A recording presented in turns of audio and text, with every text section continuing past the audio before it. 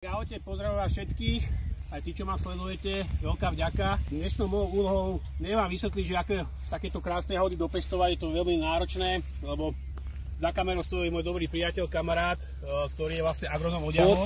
Matúš, máme veľmi veľa otázok vlastne, že ako sa správať v jahodovisku. Ak prídete, treba prísť na váhy, kde vlastne odvážia vaše nádoby. Ak nádoby nemáte, tak sa dajú bez problémov zakúpiť.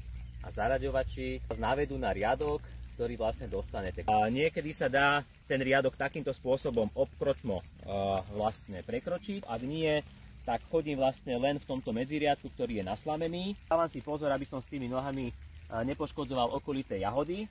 Áno. A v podstate vždy idem do toho porastu, odhrnám si tieto zelené listy. To je v základe poodhrnať si to, áno? Odhrnám si zelený list a zbadám, že tých plodov je tu naozaj veľa. Táto jahodka krásna, tak toho odtrhnem. Jedna, druhá. Nerobím to, že tlačím do toho prstom.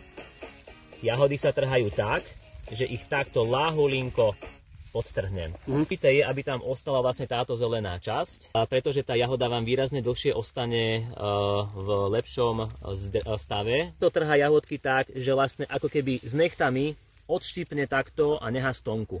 Není to zlé, je to v poriadku, ale treba si dávať pozor, aby sme vlastne takýmto spôsobom nepoškodzovali iné jahody. Vlastne toto je nahnitá jahoda. Prosil by som každého jedného zvierača, ak takúto jahodu nájde, trhnúť ho z toho porastu a dať ho do toho medziriadku, aby neostala v tých zdravých jahodách, aby nenakazila aj tie ďalšie. Vidíme sa keď tak v Borovciach a v Bučanoch a naozaj dojsť ďaleka, vyhľadávajte len samozbery pestované na slame, pretože tam je garancia kvality a že naozaj sa od tej porasti tí ľudia starajú so srdiečkom. Takže čaute, ahojte.